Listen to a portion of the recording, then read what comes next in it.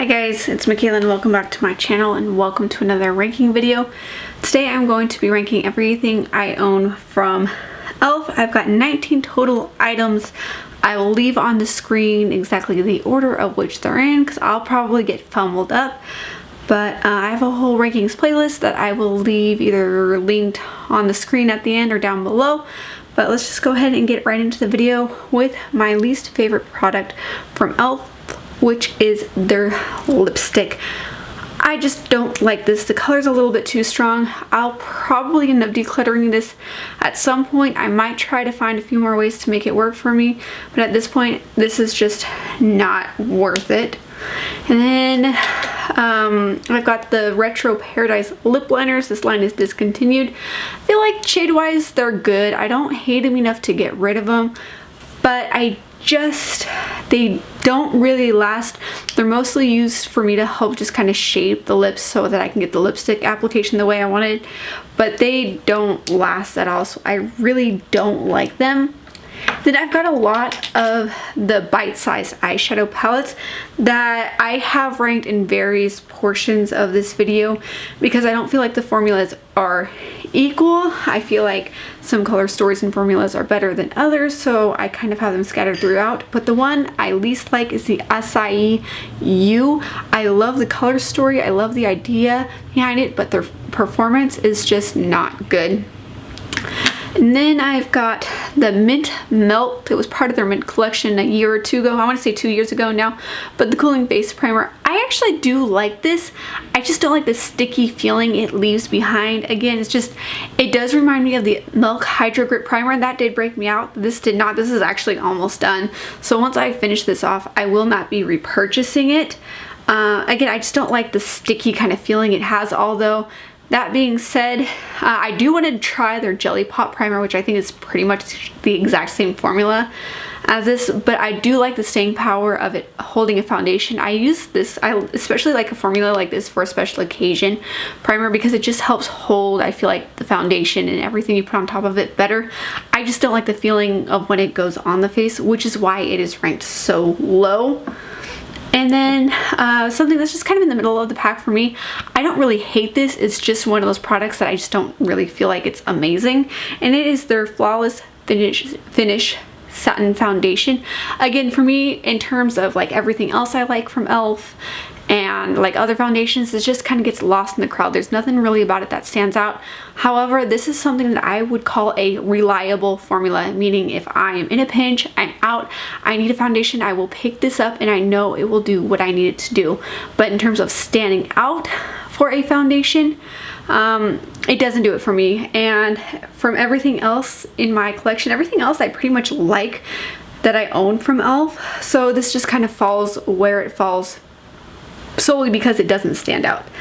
And then coming in next, I've got some more bite-sized eyeshadow palettes. These all kind of ranked back to back, but coming in at the bottom of this little stack here is Carnival Candy. Mostly it's about the color story. I can't really get a lot of variety out of it. I wish there was a shimmer in it, but I do, well, actually, correction, this is a shimmer, but I use it more as a matte shade, the blue one, and it's fun to wear. It's just not my favorite color story. And then Very Bad, it's good. The look, you can only get one look out of it. It's not my favorite. I think the tones are a little bit warm for my liking. I do like it for this time of year. We are coming up on fall time, so I am looking forward to using it again, but it's just kind of, it fell where it fell. I don't hate it, I don't love it, I just like everything else more. Pumpkin Pie, again, same kind of effect as Very Bad. I like it, I don't love it. I do love the tones in here though. I think they're pretty. I think I can get a cohesive look out of it. But in terms of color story, I feel like maybe one of the shimmers in here could have been a little bit lighter to kind of brighten up the look a little bit. Just kind of it's a little bit too dark on what I like for my eyes. Of course, just pulling another eyeshadow palette, but if I'm judging the palette as a whole, that's just kind of where I'm at with it. Hot Jalapeno, I really do like. It's really fun. I love that you've got a transitional green, a deeper green, and then you've got a pop of shimmer, and then your yellow just to kind of tie the look together. I feel like I can get a real cohesive look out of this. And then Rose Water, to me, this is a miniature version of the Urban Decay Naked 3 palette, and if you don't have that palette in your collection and you don't want to go and buy that palette, but you still kind of want those neutral, like rosy pink tones, this is it. This is, and I talk about this every time I talk about this eyeshadow palette here, it is a near miniature dupe for the Urban Decay Naked 3. I love the tones in this. I love the look I can get out of it. It's neutral, it's rosy, it's got that pink hue, and it's like everything I want in a miniature eyeshadow palette. So I really do like this one. And then I've got the Halo Glow Beauty Wand, their highlight one. I really do like this. When I swatched it the day I bought it, and I actually just picked these up not too long ago, this is a more recent launch, I thought it was going to be too dark of a highlight on my skin tone, so I started off by wearing it under foundation and realized that it is like the perfect shade of highlight. So this looks dark in the packaging, but it goes on much lighter. Now if you have a deeper skin tone, I don't know how this would work. I want to say there's other shades in the highlight, but I don't know, don't quote me on that. But if you do have too deep of a skin tone, this may or may not work for you.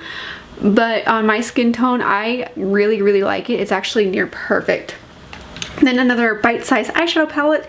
This is the Cream and Sugar one. I like this for everyday use. I like this for a good daytime look. I like that you've got a transitional shade and then a deeper shade and then two fun shimmer shades. It's just more of your kind of everyday sort of neutral little palette that you can, you know, if you want to go deeper, smoke it out. If you don't, just stick to like the three lighter shades here and it's perfect. And of course now the Halo Glow blush. I love this. This is like your perfect rosy tone blush. It is, I love it. I love how you can use it as a blush topper, you can use it as a blush by itself, or you can put your highlight on top of it. So I feel like it's a very versatile formula. Just however you feel like using it. It would be great to put on your cheeks to get out the door if you don't want to do all the extra steps of like a highlighter or blush. And this is just kind of like your all-in-one. And another bite-size eyeshadow palette. It is the Truffles palette. This is one of my favorite ones of the bite-size eyeshadow palettes because this is more sultry. I love more sultry. I love more glam. But you got your transition shade, your mid-tone, something you can really smoke out a look with, and then your shimmer to pop on top. Now there are 3 mattes and 1 shimmer, so I could see how that could possibly throw someone off, especially for someone like me who just loves shimmer. But I feel like you can go super deep and super sultry, or you can just stick to like the lighter 1 or 2 shades and get a quick look. But this is definitely more of your like nighttime look, whereas this one here, the Cream and Sugar, is a lot more of your daytime look. And then the last of the Halo Glow Beauty Wands, this is the contour wand. Perfect shade of contour for my skin tone. If you're fair to light, this would be perfect. I am like almost certain that there are other shades for deeper skin tones, but if you are fair to light, the fair light shade is like the perfect contour shade. I don't have another formula like this in my collection. I love it. I don't feel the need to go out and buy the Charlotte Tilbury, any one of these, because this is just that good. And then I've got the last 3 items I have are from the Mint Melt collection from, again, 2 years ago, but we've got the Mint 2B eyeshadow palette. This one here kind of reminds me of the ColourPop Mint. Is it the Mint Melt eyeshadow palette?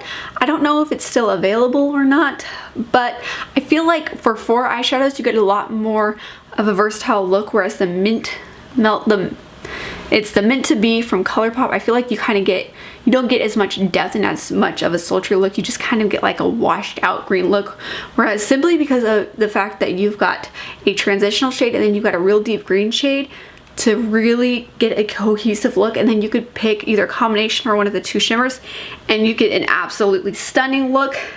And then you've got the Chocolate Mint, and this is only ranked higher just because I like that you can get your neutral tones with your pop of color. So again, your transition shade, your deepening up shade, and then you've got a champagne you can put on top, or you can put a pop of color, or you can put on both.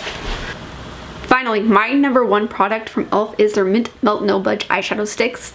I have mine in the shade, it's the Mint For You. But again, I want to try more of this formula. It really doesn't budge.